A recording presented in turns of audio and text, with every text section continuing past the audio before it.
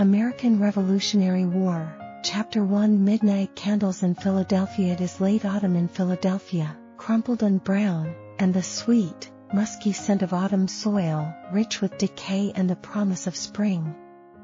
A gentle chill nips at your cheeks, but it is not harsh. It is a soft, refreshing cool that seeps into your coat and makes you pull your collar a little tighter, a chill that grounds you, that makes you feel calm, safe, and utterly present in the night. You breathe in deeply, and the air tastes like rain and wood smoke, like the quiet resilience of a city that has seen turmoil but refuses to break. Look around you. On either side of the street, the red brick houses stand quiet and still, their walls dark in the dim light, their edges softened by the thin mist that hangs low over the ground, clinging to the cobblestones and the windowsills like a ghostly veil. The wooden shutters on the windows are mostly closed, their paint faded to a soft gray by years of sun and rain, some hanging askew, as if they've been forgotten in the rush of the day. A few are half open, letting out the faint glow of a single candle inside, warm, golden, and fragile, or a soft puff of smoke from a small fireplace, curling upward into the mist like a silent prayer. The brick walls, which held the warmth of the afternoon sun only hours ago, are now cool to the touch, solid and steady, standing guard over the quiet homes within. They are pockmarked with age, some bricks chipped at the corners, others stained with moss, each imperfection a story of the years they've stood here, of winters high, of summers with sweltering heat, of days filled with the hum of life and nights like this one, where the world slows to a whisper. These houses are not grand palaces, not here on this ordinary street, no gilded windows, no marble steps, no manicured gardens. They are the homes of ordinary people, the backbone of this city, merchants who wake at dawn to open their shops on Market Street, their shelves stocked with imported tea, now hidden, lest the British redcoats find it, and local wool, printers who spend their days hunched over wooden presses, cranking out pamphlets that cry out for liberty, their fingers stained with ink, seamstresses who stitch uniforms for the Continental Army by candlelight, their hands calloused from needle and thread. Carpenters who build furniture and repair roofs, their workshops filled with the smell of sawdust and pine, shopkeepers who tend to their customers with a smile, even as they worry about the war that looms on the horizon. But tonight, all of that is stilled. The doors are latched tight, the fires are banked low to keep the embers alive until morning, the children are asleep in their beds, their small chests rising and falling with each gentle breath, and the houses breathe quietly, holding the warmth and the light of the little lives inside them, safe from the night air outside and the uncertainty that waits beyond their walls. You pause for a moment, your hand brushing lightly against the rough brick of one of the houses. The texture is uneven, worn smooth in places by years of rain and wind, pitted and rough in others, as if the wall itself has weathered the storms of time. The mortar between the bricks is old, crumbly in spots, and you can feel the faint dampness seeping through it, cool against your palm, a dampness that smells of history, of the many hands that have touched this wall before you, of the tears and laughter and fears that have been shared within these rooms. It is a feeling of age, of permanence, of things that have stood here for decades, watching over the city, through winters and summers, through wars and peace, through the quiet nights like this one and the chaotic days that have shaped this nation. You wonder if the people who built this wall knew what would come, if they could have imagined that their humble home would one day stand in a city that would be the heart of a revolution, that their bricks would bear witness to the birth of a new country. Above the door of the house, there is a small, weathered sign, hanging crookedly from a rusted iron bracket that creaks softly in the wind. You squint, and in the faint glow of a nearby street lamp, you can just make out the faint outline of a name carved into the wood, E. Morgan. The paint is faded almost to nothing, peeling in thin strips, but the letters are still visible, etched deep into the oak, proof that someone once cared enough to leave their mark, to claim this place as their own. It is the name of the family that lives.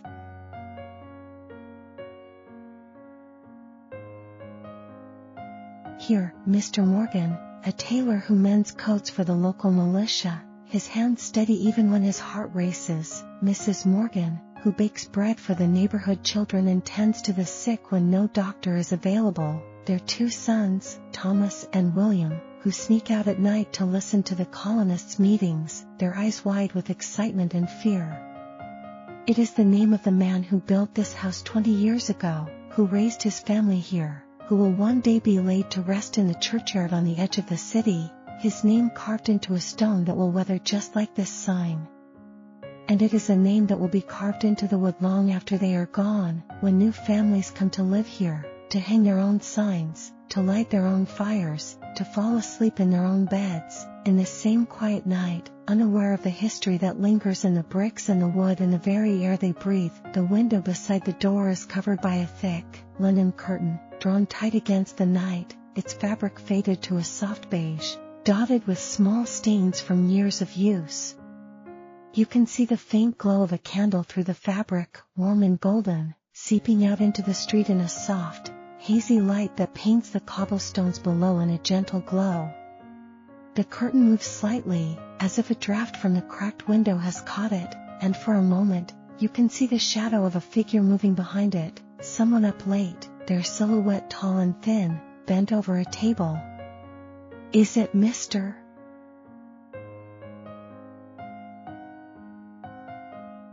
Morgan, mending a uniform for a soldier, his needle moving quickly in the candlelight? Is it Mrs. Morgan, sitting by the fire, darning a sock for her son, her mind wandering to the day when he might march off to war? Or is it young Thomas, sneaking a book by candlelight, reading about the heroes of ancient Greece, dreaming of fighting for his country's freedom?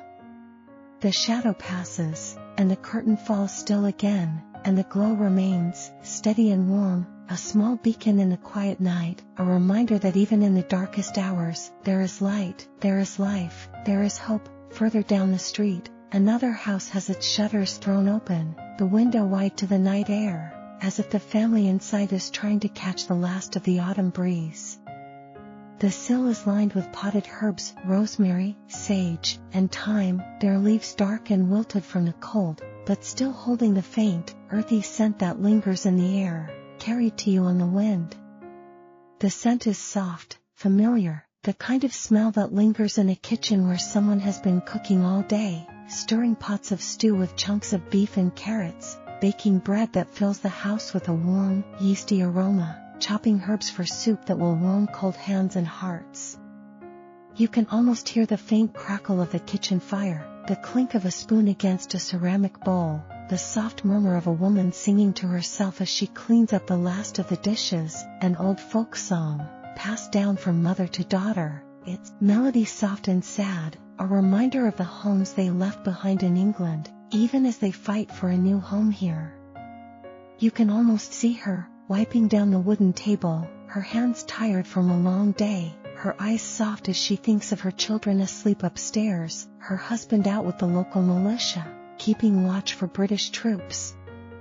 And then, as if on cue, the light inside flickers, and the shutters are pulled closed, the scent of herbs fading into the night, leaving only the memory of warmth and home. The house next to that one is smaller, its roof sloping low over the street, the wood of the door weathered gray by the rain, its hinges rusted and creaky.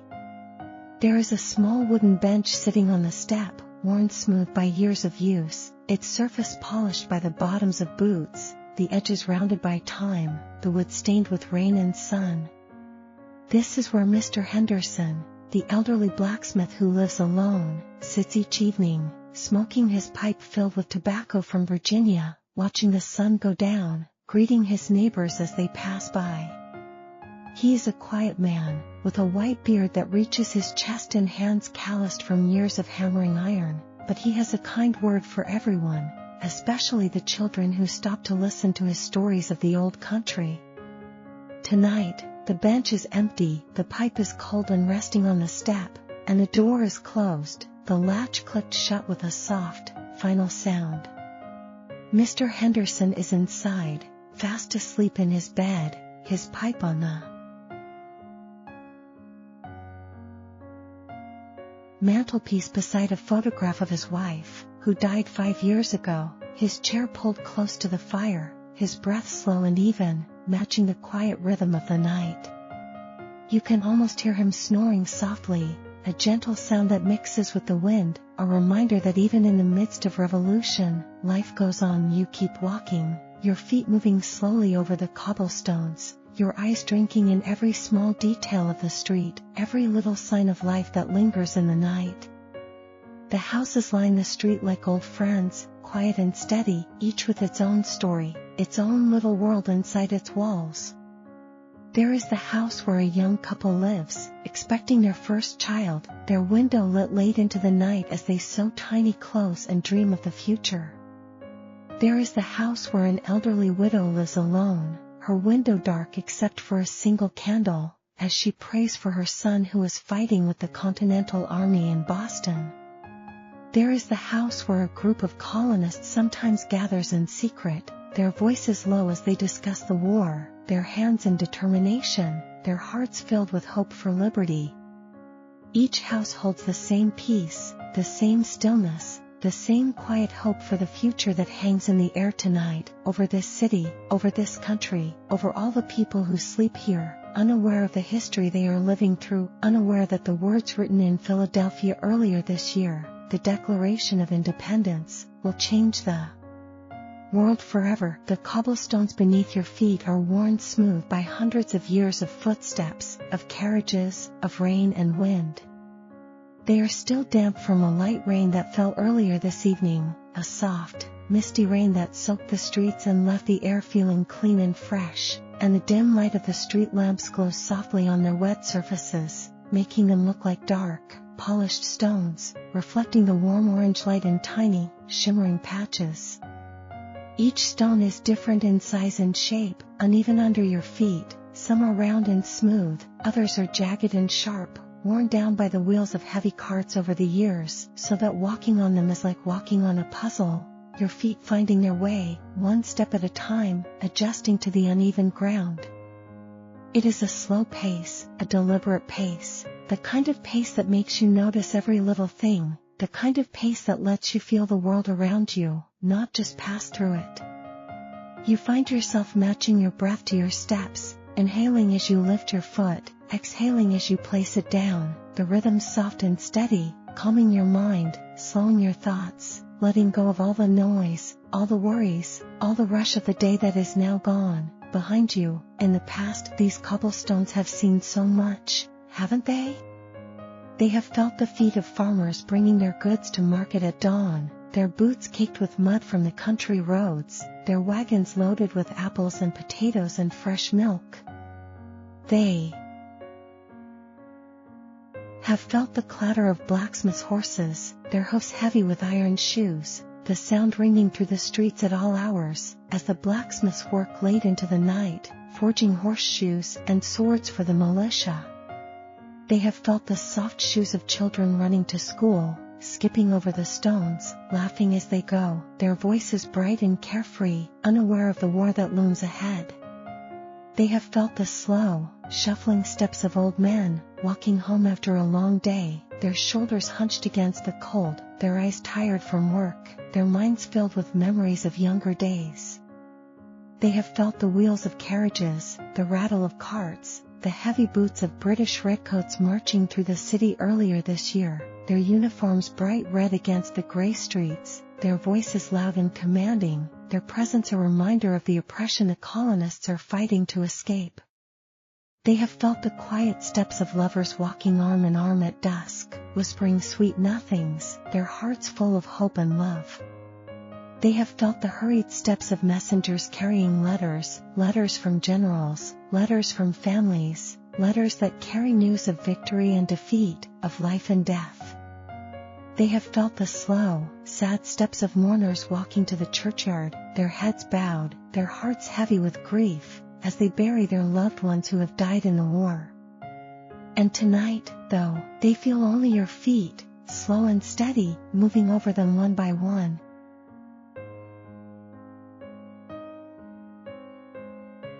A quiet reminder that even in the darkest times, there is still movement, still life, still hope. The rain has left the cobblestones slick, and the stones are cold, but not icy, just cool to the touch, the water seeping into the cracks between them, darkening the stone, making them look almost black in the dim light. You can see the way the light from the lamps catches the water, turning each small puddle into a tiny mirror, reflecting the flame, the sky, the houses, the shadow of you walking past, your form stretched and distorted in the ripples, a fleeting image, gone as soon as it appears. It is like looking into a different world, a world where everything is reversed, where the sky is below and the earth is above, a world that is just as fragile, just as fleeting, as the moment you are living in now. You pause, bending down to touch one of the puddles, your finger dipping into the cool water, sending ripples across the surface, disrupting the reflection. For a moment, you see your own face, tired, but determined, your eyes reflecting the candlelight, your cheeks flushed from the cold, and you wonder what the future holds for you, for this city, for this country. Will you live to see the day when America is free?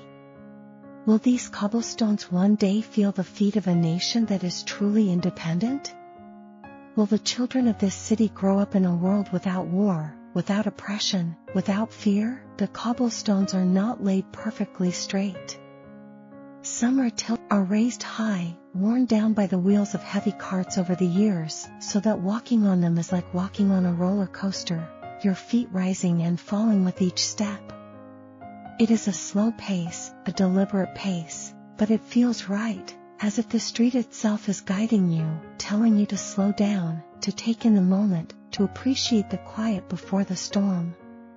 You find yourself noticing things you would have missed if you were in a hurry, the way the moss grows in the cracks between the stones, soft green tufts that cling to the damp stone, small and delicate, surviving even in the cold of late autumn, the way the leaves are caught in the cracks, brown and dry, crumpled by the rain, their edges curled and brittle, the way the water drips from the eaves of the houses, falling onto the cobblestones with a soft, rhythmic plink, plink, plink, like a quiet clock, counting the seconds of the night.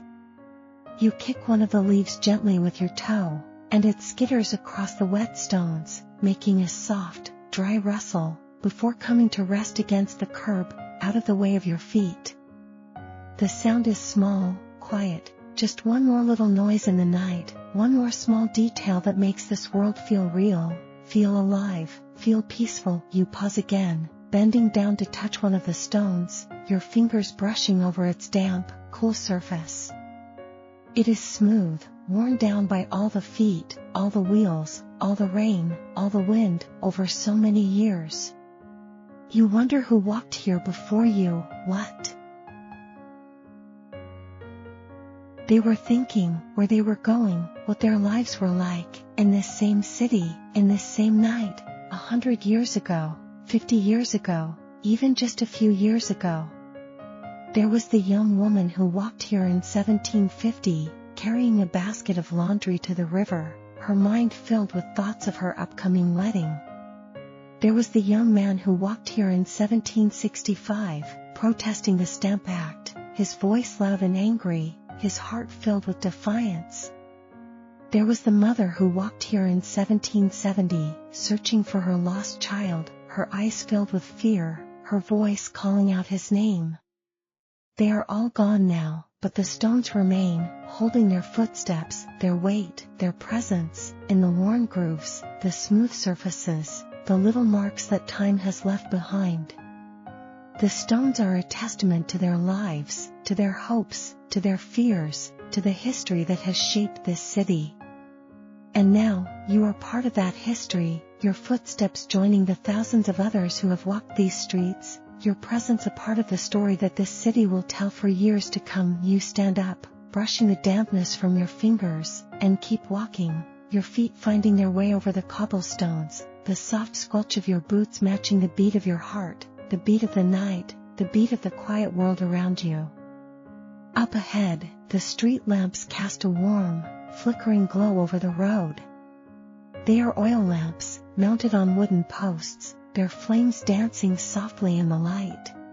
breeze, their glass panes smudged with smoke and rain, their metal frames dented and worn, but they stand tall, unyielding, a symbol of hope in the darkness.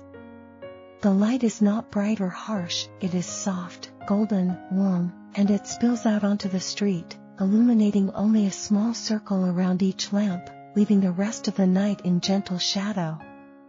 The flame flickers, making the shadows on the walls move slowly, like a soft, quiet dance, as if the night itself is putting on a show. Just for you, these lamps are the only light in the street tonight, besides the faint glow from the windows of the houses.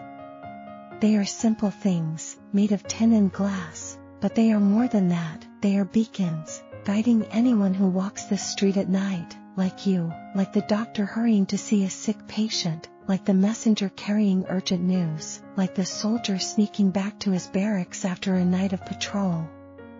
They are a reminder that even in the darkest times, there is light, there is guidance, there is hope. You stop beneath one of the lamps, looking up at the flame inside.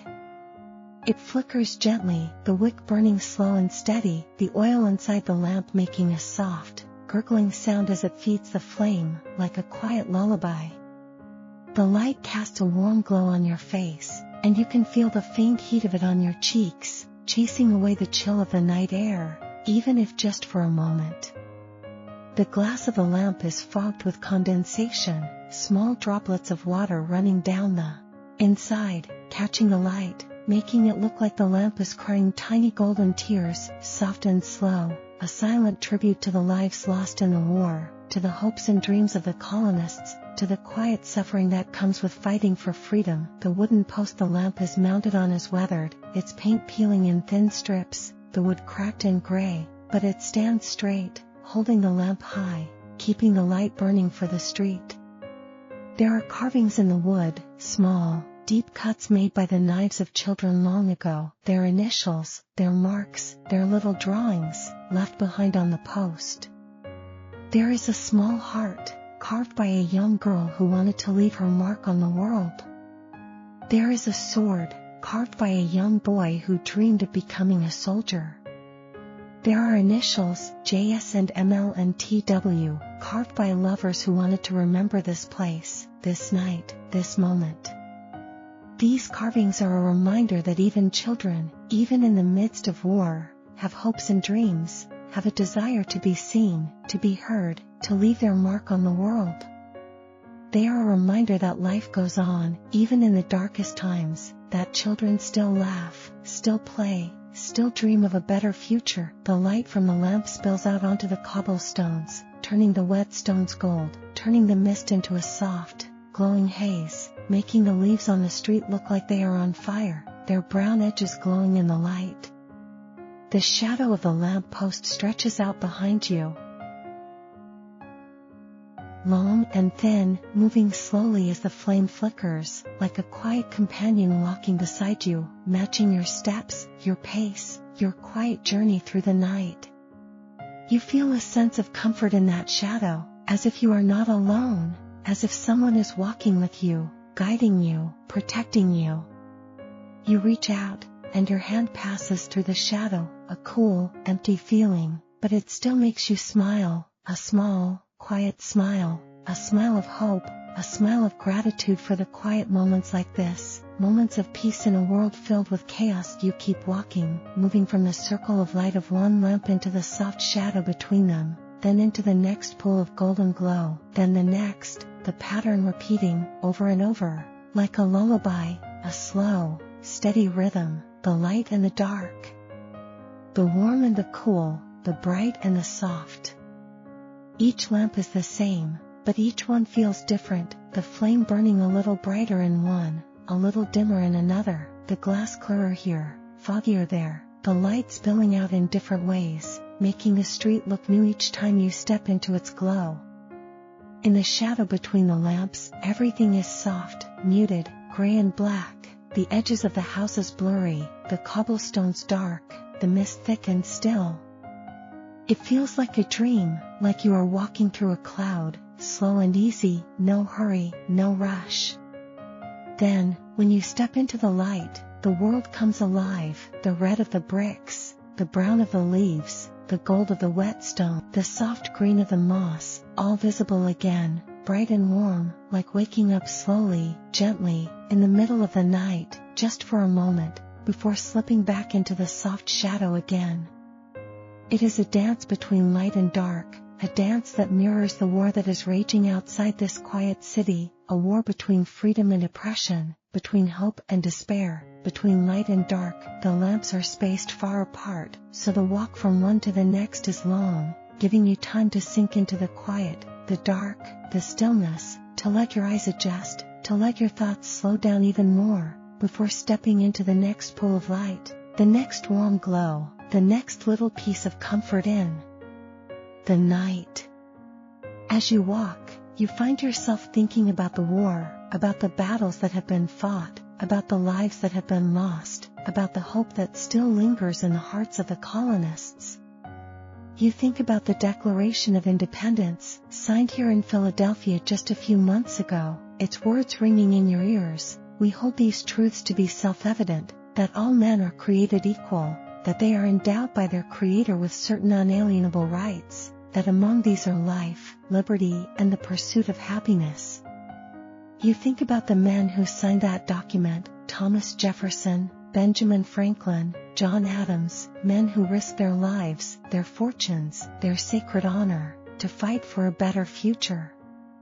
You think about the soldiers who are fighting in Boston, in New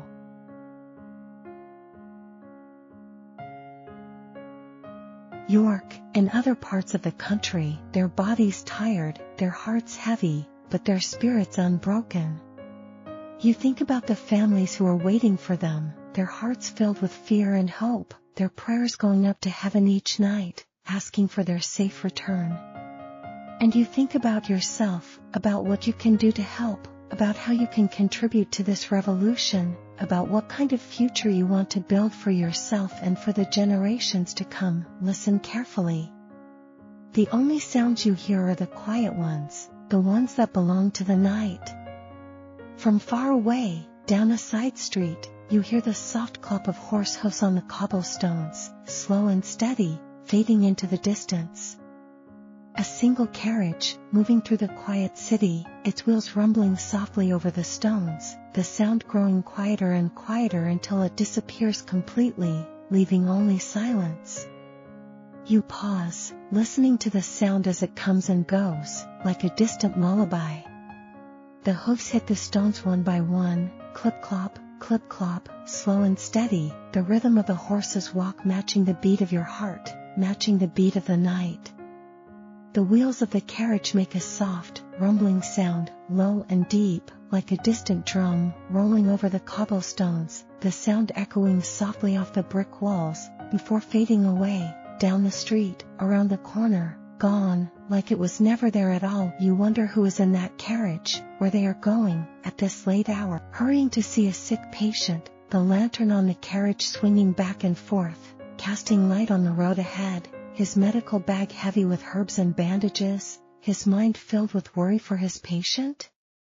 Is it a merchant, returning home late from a meeting in the city, tired, his head nodding against the seat, his pockets filled with letters and documents, his mind racing with thoughts of his business, of the war, of the future? Is it a family, moving to a new house, their belongings packed in the back of the carriage, their children asleep in their laps, their faces soft and peaceful, unaware of the journey ahead, of the uncertainty that waits for them? Or is it a messenger, carrying urgent news from the front lines, news of a victory, news of a defeat, news that will change the course of the war? Whoever they are just passing through, a small, fleeting presence in the quiet of the night, gone before you can see them, there only trace the faint sound of hoofs and wheels, fading into the mist. They are a reminder that even in the quietest nights, the world is still moving, still changing, still fighting. Then, the sound of the wind, soft and low, rustling through the fallen leaves that line the edges of the street. The leaves are dry, brown, and crinkled, and as the wind passes through them, they make a soft, gentle shush sound, like the whisper of the night itself. It is a quiet, rhythmic sound, like a lullaby, slow and steady, matching the beat of your breath. The wind is light, just enough to stir the leaves, to make them skitter across the cobblestones, to lift them into the air for a moment, before letting them fall back down, soft and slow, like the world is breathing in and out, inhaling and exhaling, with you. The sound of the leaves is soft, constant, never too loud, never too quiet, just there, in the background, like a blanket, wrapping around you, keeping you company in the quiet night. You close your eyes for a moment, and you can almost imagine that the wind is whispering secrets, that it is telling you stories of the past, of the people who have walked these streets, of the battles that have been fought, of the hope that still lingers in the air. The wind is light, just enough to carry the scent of autumn through the streets. You can smell the damp earth, the fallen leaves, the faint smoke from a few chimneys still burning, the sweet smell of apples from a kitchen window where a pie is cooling on the sill. All these small, soft smells wrap around you, making you feel at peace, as if you belong here, in this quiet, still night. The scent of damp earth is the strongest, the smell of rain-soaked soil, of mud, of moss, of the ground beneath the cobblestones, breathing in the rain, holding it close. It is the smell of the earth after a storm, familiar and comforting, like the smell of the woods after rain, the smell of a garden after a shower, the smell of home. Mixed with it is the smell of fallen leaves, dry and sweet, the smell of decay and life, the smell of autumn, the smell of the year winding down, soft and warm, like the smell of a bonfire, or a pile of leaves burning in the yard, but gentler, softer, just the faint scent of the leaves breaking down, returning to the earth, nourishing it for the spring. The smell of wood smoke drifts to you from a few of the chimneys, faint and thin, the smell of oak or maple burning in a fireplace, the scent warm and earthy, like the smell of a campfire, or a hearth, the smell of home, of warmth, of safety, of people sitting by the fire, wrapped in blankets, reading, talking, sleeping, while the fire burns slow and steady, keeping the cold out. You can almost taste it, the faint smoke on the air, soft and sweet, like the smell of a winter evening, even though it is still autumn, the cold just beginning to set in. You imagine the family sitting by those fires, sharing stories, laughing, crying, praying, finding comfort in each other's company, even as the war rages outside. They are a reminder that even in the darkest times, love and family and hope prevail. And then, the sweet smell of apples, coming from a kitchen window, faint and warm, the smell of apples baking, simmering, stewing, the smell of cinnamon and nutmeg, too, mixing with the apples, the scent of a pie, or a sauce, or a compote, cooling on the sill, the steam rising into the night air, carrying the sweet scent with it, soft and warm, making your mouth water, making you home, of your mother's kitchen, of the smell of baking bread and pies on a cold evening, the smell that makes everything feel safe, feel warm, feel like everything is right in the world.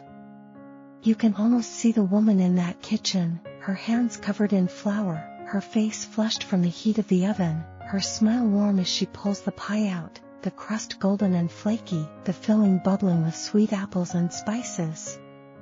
She is baking for her family, for her neighbors, for the soldiers who pass through the city, a small act of kindness in a world filled with cruelty, a reminder that even in the midst of war, there is still goodness, still love, still hope. You take a slow, deep breath, letting all these scents fill your lungs, the damp earth, the fallen leaves, the wood smoke, the sweet apples, the faint scent of herbs from the potted plants, the soft smell of rain still lingering in the air, and you feel the tension in your shoulders melt away, the tightness in your chest loosen, the quiet of the night sinking deeper into your bones, calming every nerve, every muscle, every thought in your head. For a moment, you forget about the war, about the fear, about the uncertainty. You forget about the redcoats, about the battles, about the lives lost. You just exist, in this moment, in this quiet night, surrounded by the sounds and scents of life, feeling safe, feeling calm, feeling hopeful. It is a rare ahead, when the noise and the chaos return. The sky above is dark, but not completely black. There are thin clouds, soft and gray, drifting slowly across the moon and stars, like a veil being pulled across a face. The moon is a thin silver crescent, hanging low in the sky, casting a faint, cool light over the rooftops, the kind of light that makes everything look soft and ethereal, like a painting. The stars peek through the clouds, tiny pinpricks of light, soft and distant, twinkling gently above the quiet city. You can see them reflected in the wet cobblestones, small, faint dots of light, moving as the clouds pass over them, like tiny fireflies dancing on the ground. You pause, tilting your head back to look up at the sky, letting the cool night air hit your face, letting the sight of the stars sink into your mind. The clouds are moving slow, soft and wispy, like cotton, drifting across the moon, covering it for a moment, then letting it peek out again, the light dimming and brightening, soft and gentle, like the sky is breathing, too, inhaling and exhaling, with you, with the night, with the world. The moon is a thin sliver, just a crescent, its light faint and cool, silver instead of gold, casting soft shadows on the rooftops, on the tops of the trees, on the cobblestones below. It is not a full moon, not bright enough to light the whole street, but just enough to make the clouds glow faintly, to make the stars look brighter against the dark, to make the world and cool and quiet under its gentle light. The stars are scattered across the sky, hundreds of them, thousands, bright and faint, some big, some small, some twinkling fast, some steady, pinpricks of light in the dark, like someone pricked holes in a black blanket, letting the light from beyond shine through. You can see the faint outline of the constellations, the Big Dipper hanging low, its handle pointing toward the horizon, the Little Dipper beside it, Polaris shining bright at its tip, a guiding star for travelers. You can see the faint band of the Milky Way stretching across the sky, soft and hazy, like a faint cloud, made of millions of stars, too far away to see individually, but there, all the same, watching over the night, watching over you. You wonder how many people have looked up at these same stars, in this same city, in this same night, before you. The people who built these houses, who laid these cobblestones, who lit these lamps, who wrote the words that are changing the world right now, even as they sleep, in this quiet night. They looked up at these stars, too, wondered what they meant, wondered what the future held, for them, for their families, for their country, just like you do, right now, looking up at the same sky, the same moon, the same stars, all these years later. They were dreamers, just like you, hopeful, just like you, fighting for a better future, just like you. The clouds drift across the moon again, covering it completely, and the world grows.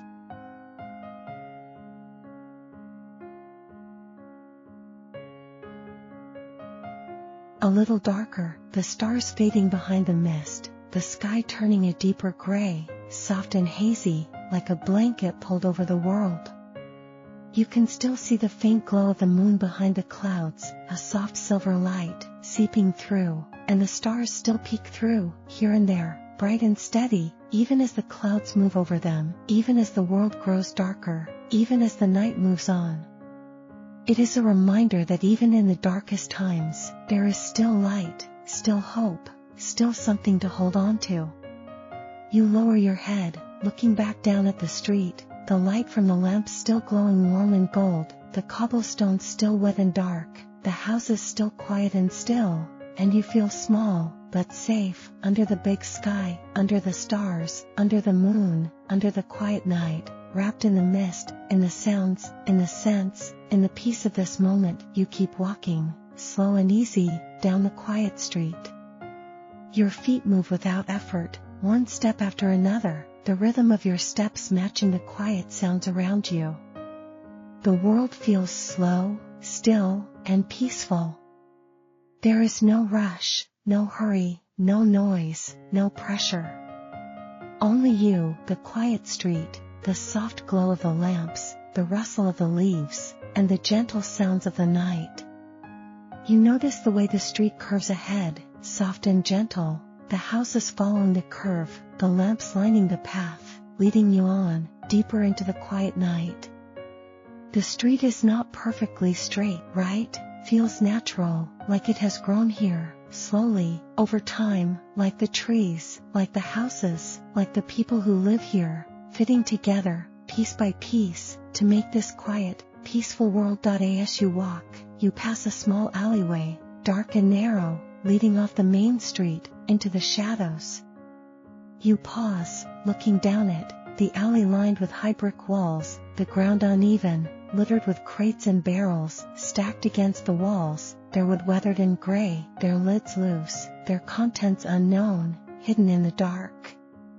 There is no light in the alley, no lamps, no windows, just the soft glow from the main street, seeping into the mouth of the alley, making the shadows dance, making the crates look like strange shapes, moving in the dark. You can hear faint sounds coming from the alley, too, the soft scurry of a rat, or a cat, moving through the shadows, the faint rustle of something in the garbage, the distant drip of water from a leaky pipe, hitting the ground with a soft plink, plink, plink, slow and steady, like a quiet clock, counting the seconds in the dark. The alley feels old, and quiet, and a little mysterious, a hidden part of the city, a world within a world, unseen by most people, even those who walk the main street every day. You don't go down the alley, though. You just stand there for a moment, looking into the dark, listening to the faint sounds, feeling the cool air coming from, and then you turn back to the main street, the warm glow of the lamps calling you on, the quiet of the main street feeling safer, softer, more peaceful, than the dark of the alley.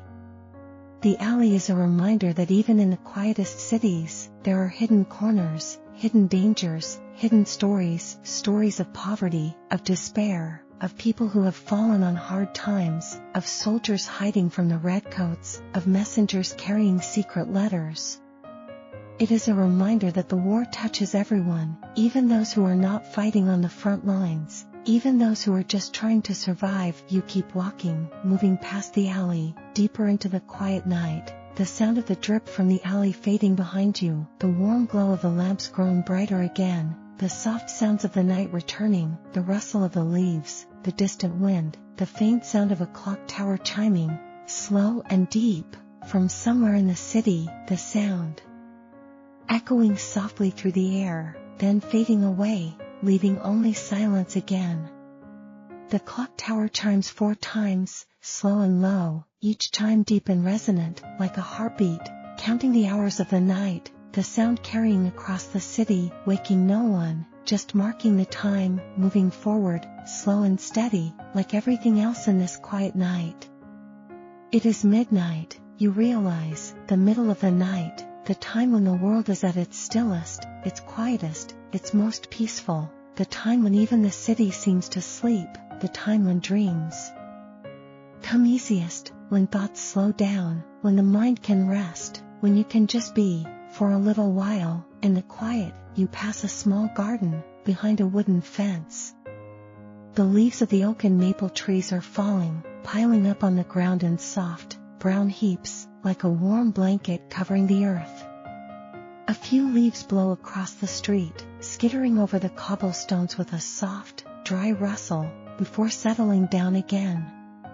The garden gate is slightly ajar, hanging crookedly from its hinges, its wood weathered and splintered, as if someone left it that way, in a hurry, or forgot to close it, or just likes to leave it open, so the night air can come in, so the sounds of the street can reach the cottage, so the world doesn't feel so far away. You pause at the gate, looking into the garden, your heart softening at the sight of it, a small oasis in the middle of the city, a place of peace and beauty, even in late autumn. The garden is small, but full of life, even in late autumn. There are rose bushes along the fence, their leaves brown and withered, their roses long gone, but their stems still strong, standing tall, ready for the winter, ready to bloom again in the spring. There are beds of herbs, mint, thyme, and lavender, their leaves wilted, but still holding the faint scent of green, carried to you on the wind, soft and fresh, even in the cold. There is a small stone bird bath in the middle of the garden, its bowl filled with rainwater, the water still and dark, reflecting the moon and the stars, a small mirror in the quiet night. A few birds are perched on the edge of the bird bath, their feathers ruffled against the cold, drinking the water, their small chirps soft and quiet, adding to the peace of the night. The stone path leads from the gate to the cottage door, the stones worn smooth, the grass growing between them, soft and green, even in the cold. The cottage is small, made of wood, its walls weathered, its roof sloping low, its chimney thin and small, the smoke curling up from it, soft and thin, into the night air, disappearing into the mist. The window of the cottage is lit, the warm glow seeping out into the garden, casting light on the stone path, on the rose bushes, on the bird bath, making the garden look soft and warm, even in the dark. You can see the faint outline of a rocking chair inside the cottage, near the window, and a figure sitting in it, slow and steady, rocking back and forth, the shadow moving against the curtain, soft and slow, like a metronome, keeping time with the night. The figure is wrapped in a blanket, the faint outline of it visible through the curtain, and you can almost hear the soft creak of the rocking chair, the slow, steady sound, matching the beat of your heart, matching the beat of the night. The cottage feels warm, and safe, and quiet, a little haven in the middle of the city, a place where someone lives alone, or with their family, tending their garden, lighting their fire, rocking in their chair at night, watching the stars, listening to the night sounds, just like you are doing now. You wonder what they are thinking, what they are doing, as they sit there, rocking back and forth, in the quiet of the night. Are they reading a book by candlelight, a book of poetry, or a story of adventure, or a letter from a loved one far away? Are they thinking about the day, about the work they did, the people they saw, the worries they have? Are they thinking about the future, about the war, about the day when it will end, about the kind of world they want to live in? Are they thinking about the revolution, about the words written in the Declaration of Independence, about the hope that those words bring? Whoever they are a part of this city, a part of this revolution, a part of this history, just like you. The smell of wood smoke drifts to you again, soft and warm, mixing with the scent of the herbs in the garden, the damp earth, the fallen leaves, the faint smell of rain still on the air, and you take a slow, deep breath, letting the scents fill you, letting the peace of the garden sink into your mind, into your bones, into your soul. You stand there for a long moment, looking into the garden, listening to the faint sounds, feeling the cool night air, feeling the quiet wrap around you, and then you turn away, closing the gate softly behind you, the wood creaking gently as it swings shut, the latch clicking quietly, a soft, final sound, before you keep walking, moving on, down the street, deeper into the night. You keep walking, deeper into the quiet night. The street stretches ahead, the lamps growing smaller and dimmer as you move further on, the light fading into the soft mist. The sounds grow quieter, the only noise the soft rustle of the wind, the distant hoot of an owl from the trees on the edge of the city, a low, gentle call that echoes softly through the air. It is a peaceful sound, a reminder that the night is alive, but calm. The owl's call is low, deep, and slow, hoo-hoo, echoing softly through the trees, through the streets, through the mist, before fading away, leaving only silence again. It is a familiar sound, a sound of the night, of the woods, of the quiet places, a sound that makes the night feel wild, and alive, and peaceful, all at once. You can imagine the owl sitting high in a tree, its eyes glowing in the dark, watching the city below, watching the streets, watching you, as you walk, slow and steady, through the night. It is a silent observer, a witness to the history that is unfolding, a reminder that even in the darkest times, there is still life, still beauty, still hope. The trees on the edge of the city are tall and old, their branches bare, their leaves fallen, standing like dark sentinels against the sky, their shadows stretching long across the street, across the cobblestones, across the houses, dark and still. The wind blows through their branches, making a soft, creaking sound, the wood rubbing against wood, a low, mournful sound, but gentle, like the trees are whispering to each other, talking about the night, about the stars, about the people walking below. They are old trees, trees that have stood here for hundreds of years, trees that have seen the city grow, seen the colonists arrive, seen the war begin, seen the hope and the despair, the joy and the sorrow. They are a symbol of resilience, of strength, of the enduring spirit of this city, of this nation. You pass a small square, off the main street, the square lined with trees, their branches bare, their leaves covering the ground in a thick, brown carpet, soft and spongy underfoot. There is a fountain in the middle of the square, its water turned off for the winter, the basin dry and empty, the stone weathered gray, the carvings on it worn smooth by time and rain.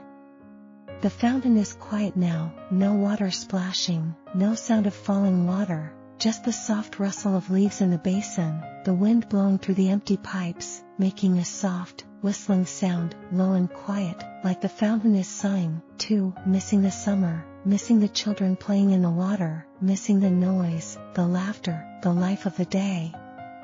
The square is empty tonight, no one sitting on the benches, no one walking through, no children playing, just the quiet of the night, the soft glow of the lamps around the edges, the leaves blowing across the ground, the wind rustling through the trees. It feels like the whole city has fallen asleep, like you are the only one awake, the only one walking the streets, the only one listening to the night, the only one feeling the peace of this moment. You keep walking, moving past the square, the trees growing sparser, the houses growing smaller, the street narrowing, the cobblestones becoming more worn, more uneven, the lamps further apart, the light dimmer, the mist thicker, wrapping around you like a blanket, soft and warm, keeping you safe in the dark. The cool air touches your skin, soft and refreshing, and you take a slow, deep breath, letting the scent of the night fill your lungs. Your shoulders relax, your muscles loosen, and you feel the tension of the day melting away, carried off by the soft wind, the quiet sounds, the gentle glow of the lamps. Your steps slow even more, moving almost in time with the rustle of the leaves, the flicker of the flames, the quiet thud of your own heartbeat, slow and steady, calm and peaceful. You notice how your feet feel on the cobblestones now, the uneven ground familiar, your body adjusting to it automatically, no need to think, no need to hurry, just moving, slow and easy, one step after another, your mind quiet, your thoughts soft, your body relaxed, sinking deeper and deeper into the peace of the night. The cold of the air is no longer a chill, just a soft, cool touch on your skin, a reminder that you are alive, that you are here, that you are walking, that you are safe, in this quiet night, in this quiet city, in this quiet moment. The mist clings to your hair, soft and damp, and you can feel the moisture on your skin, cool and refreshing, making you feel alive, awake, calm, even as your eyes grow heavy, even as you feel the pull of sleep, soft and gentle, like the night itself, wrapping around you, safe and warm. You stop for a moment, leaning against a brick wall, letting the cool stone press gently against your back. The wall is solid, warm from the day, and you can feel its quiet strength, holding the night at bay. You look up at the stars, peeking through the clouds, and listen to the quiet sounds around you. The wind rustles the leaves again, soft and slow. The lamp beside you flickers, casting soft shadows on the wall. A distant clock tower chimes, slow and deep, 1, 2, 3, 4 times, the sound echoing softly through the quiet streets before fading away. It is midnight, in Philadelphia, in 1776. And for a moment, everything is quiet, everything is still, everything is calm. The wall you lean against is part of a large building, maybe a warehouse, or a meeting house, or a shop, its brick walls tall and solid, its windows boarded up, its doors closed and locked, the building dark and quiet, no light inside, no sound, no sign of life, just the solid stone, standing tall against the night, against the wind, against the time. You can feel the faint vibration of the building, the quiet hum of the city beneath it, the soft thrum of life going on, even when everything is still, even when everything is quiet. This building has seen things, too: meetings of colonists, secret gatherings, the printing of pamphlets, the storing of supplies for the militia. It is a part of the revolution, a silent witness to the hopes and dreams of the people who fight for freedom. You linger there, pressed gently against the brick wall, for a long, breathless quiet, no rush, no purpose, no need to stir. You can simply exist in this hush, wrapped in the night's soft symphony, the flicker of lamplight, the cool kiss of the air, the faint rustle of leaves that feels like a secret shared only with you. Your breath eases into a slow, steady rhythm, your eyelids growing heavy as sleep tugs at you, warm and tender as a mother's embrace, wrapping around your shoulders like a well-worn shawl. You let your thoughts drift, of the day to come, with its weight of work and war, yet laced with the faint, unshakable spark of hope that clings to your chest. You think of the ones you hold dear, the faces of those lost to the fight, the countless souls you stand beside in this revolution. You revisit the Declaration of Independence, its words burning bright in your mind, the ones that split a continent, that gave voice to a people's yearning, that carved a path toward a future still unwritten, beyond the night, beyond the chaos, beyond the uncertainty that clings to every corner of this fledgling nation. A soft breeze stirs once more, carrying on its wings the sharp, crisp scent of pine from the city's edge, mingling with the earthy tang of damp cobblestones and the lingering sweetness of apple pie, warm from a distant oven. You close your eyes, letting the wind brush your cheeks like a gentle hand, and in that moment, the air comes alive with voices, faint but vivid, the fiery debates of colonists in taverns, their words sharp with passion, the quiet prayers whispered in candlelit homes, heavy with fear and faith, the solemn promises exchanged in shadow, oaths to fight for what is just, to never bow to oppression. You hear the rustle of pamphlets being cranked out on wooden presses, ink-staining fingers that write of liberty, the clink of blacksmiths' hammers, forging swords and resolve in equal measure, the soft, steady stitch of seamstresses, their needles weaving uniforms and hope into fabric by candlelight. These are the quiet acts of courage, the unseen threads that bind this revolution together, the lives of ordinary people woven into something greater than themselves. When you open your eyes again, the moon has slipped free from the clouds, spilling silver light over the street like liquid starlight, turning the wet cobblestones into a glittering river that winds through the city's heart.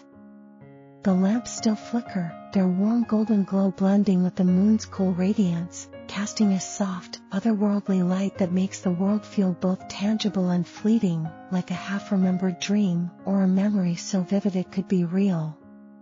You push yourself away from the wall, your boots scuffing the cobblestones with a soft scrape as you straighten, your legs stiff from leaning but your heart light, your mind calm as the night itself. You resume your walk, slower still, if such a thing is possible, your eyes drinking in every detail as if committing it to memory, the way the moon's light gilds the edges of the brick houses, turning their rough surfaces to silver, the way fallen leaves skitter across the cobblestones, chasing the wind like playful spirits, the way the faint glow from windows flickers, tiny beacons of life, like hearts beating softly in the dark.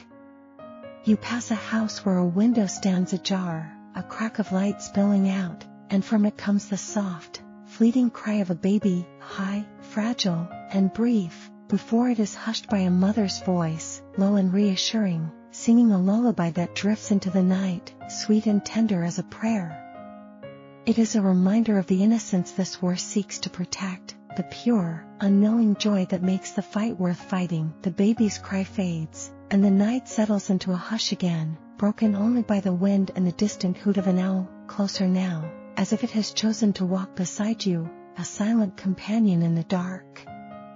A small smile tugs at your lips as you think of that tiny life, small, fragile, unaware of the war raging beyond the walls, of the history being written in the quiet of this night, of the sacrifices made so that they might grow up free. That baby will walk these cobblestones one day, will look up at these stars. We'll hear the stories of this night, of this war, of the people who fought to carve a nation from hope and courage. And in that, you find purpose. The war is not just for the present, but for the future, for the children who will inherit the liberty you fight to win. As you walk, the street widens, the houses growing grander, their windows larger, their shutters painted a deep, rich red that glows faintly in the moonlight, their gardens neat even in the grip of late autumn. You recognize this stretch, closer to Independence Hall, where the Declaration of Independence was signed just months ago, its words still echoing in the air. You can almost see the hall in the distance, its tall steeple piercing the sky like a silent testament to the courage of the men who gathered there, who dared to dream of a nation free from tyranny, who dared to put their lives on the line for an idea. The thought of Independence Hall quickens your heart, not with fear, but with a quiet pride, a sense of purpose that pulses in your veins. You picture Thomas Jefferson, bent over his desk, his quill scratching furiously against parchment, his mind ablaze with ideas of liberty and equality, words that would shake the world. You see Benjamin Franklin, his eyes twinkling with wisdom, his hands busy with plans and persuasion, his voice steady as he urged the delegates to stand as one. You hear John Adams, his voice fiery and unyielding, ringing out in debate, his heart filled with a resolve that would not be broken. These men were not perfect, but they were brave enough to risk everything they loved for what they believed was right. The mist begins to lift, thin tendrils curling upward into the night, as the sky lightens in the east, streaked with soft hues of pink and lavender, the first faint signs of dawn.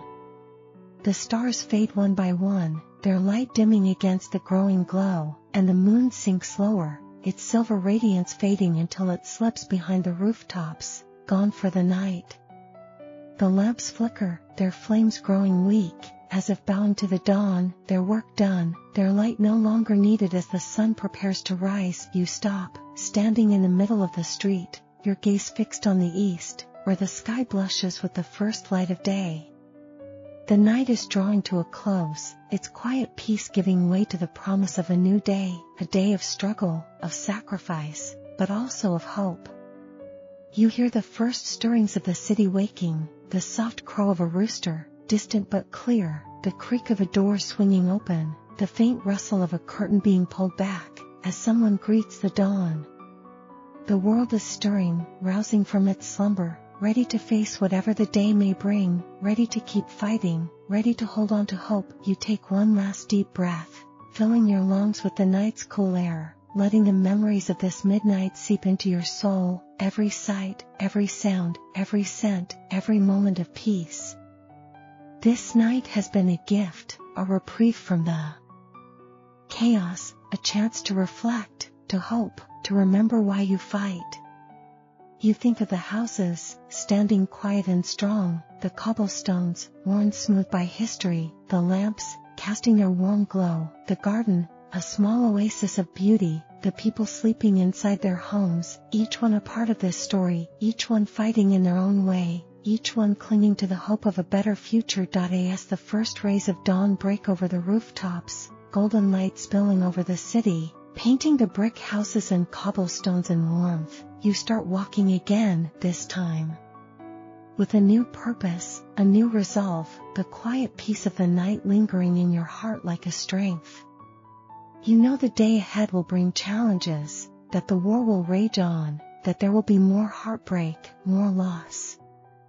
But you also know that hope is unbreakable, that the light of liberty will never be snuffed out, that the quiet courage of ordinary people will carry this nation through, that the words written in Philadelphia this year will echo for eternity, never forgotten, never diminished. A soft breeze stirs again, carrying with it the faint scent of pine from the edge of the city, mixing with the earthy aroma of the cobblestones and the sweet linger of apple pie from a distant kitchen. You close your eyes, letting the breeze brush against your face, and for a moment, You can almost hear the voices of the colonists, their passionate debates in the taverns, their quiet prayers in their homes, their whispered promises to one another, to fight for what is right, to never surrender to oppression.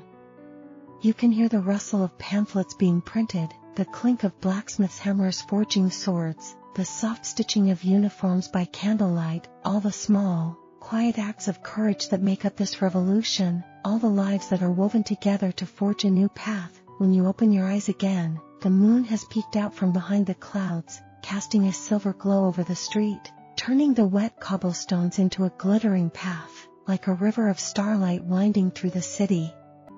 The lamps still flicker, their warm light mixing with the moon's cold glow, creating a soft, magical light that makes the world feel both real and ethereal, like a memory or a dream. You push yourself away from the wall, your boots scuffing against the cobblestones as you stand upright, your legs a little stiff from leaning, but your heart light, your mind calm. You start walking again, slower now, if that's possible, your eyes drinking in every detail, the way the moon's light catches the edges of the brick houses, turning them silver, the way the leaves skitter across the cobblestones, chasing the wind, the way the faint glow from the windows flickers, like tiny hearts beating in the night. You pass another house, its window open just a crack, and you hear the soft cry of a baby, quiet and brief, before being hushed by a gentle voice, a mother's voice, soft and reassuring, singing a lullaby that drifts into the night, sweet and tender, a reminder of the innocence that this war is fighting to protect. The cry fades, and the night falls quiet again, save for the wind and the distant hoot of the owl, now closer, as if it's following your path. You smile to yourself, thinking of that baby, small, fragile, unaware of the war raging outside, of the history being made, of the sacrifices being made for their future. That baby will grow up in a world that is being fought for, a world where liberty is not just a word on a piece of paper, but a reality. And that, you realize, is what this is all for, not just for the present, but for the future, for the children who will walk these cobblestones one day, who will look up at these stars, who will hear the stories of this night, of this war, of the people who fought to make America free. As you walk, the street begins to widen again, the houses growing a little grander, their windows larger, their shutters painted a deeper red, their gardens neater, even in late autumn. You recognize this part of the city, closer to Independence Hall, where the Declaration of Independence was signed just months ago. You can almost see the hall in the distance, its tall steeple reaching toward the sky, a silent monument to the courage and hope of the men who gathered there, who dared to dream of a free nation. The thought of Independence Hall makes your heart quicken, just a little, not with fear, but with pride, with a sense of purpose. You think of Thomas Jefferson, bent over his desk, writing the words that would change the world, his quill scratching against the paper, his mind filled with ideas of liberty and equality. You think of Benjamin Franklin, his eyes twinkling with wisdom, his hands busy with plans and proposals, his voice steady as he urged the delegates to stand together. You think of John Adams, passionate and fiery, his voice ringing out in debate, his heart full of resolve. These men were not perfect, but they were brave enough to risk everything for what they believed in. The mist begins to lift, just a little, as the night wears on, the sky growing lighter, a faint hint of dawn painting the eastern horizon in soft shades of pink and purple. The stars fade, one by one, their light dimming against the growing glow, and the moon sinks lower, its silver light growing fainter, until it disappears behind the rooftops.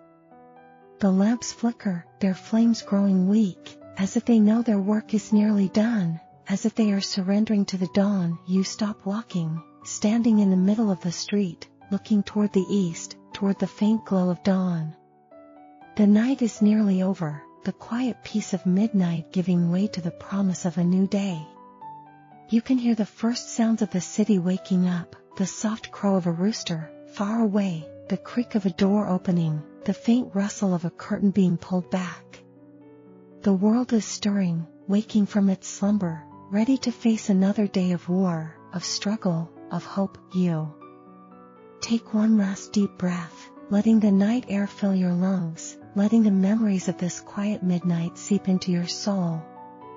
This night has been a gift, a moment of peace in a world of chaos, a moment to reflect, to hope, to remember why you fight. You think of the houses, the cobblestones, the lamps, the garden, the people sleeping inside their homes, all of them part of this story, all of them fighting in their own way, all of them holding on to hope. As the first rays of dawn break over the rooftops, casting a warm golden light over the city, you start walking again, this time with a new purpose, a new resolve. The night is gone, but its peace remains, a quiet strength in your heart. You know that the day ahead will bring challenges, that the war will continue, that there will be more heartbreak, more loss. But you also know that there is hope, that the light of liberty will never be extinguished, that the quiet courage of ordinary people will carry this nation through, that the words written in Philadelphia this year will not be forgotten. You walk toward the east, toward the dawn, toward the future, your boots scuffing against the cobblestones, your steps steady, your heart full. The city wakes around you, and you smile, knowing that you are part of something bigger than yourself, part of a revolution, part of a dream, part of the history that is being written, one quiet night, one brave act, one step at a time. And as the sun rises higher, painting the sky in brilliant shades of orange and gold, you know that this midnight in Philadelphia was not just a moment of peace, it was a promise of freedom, a promise of hope, a promise that would outlive the war, outlive the night, and outlive all of us, to shine on for generations to come.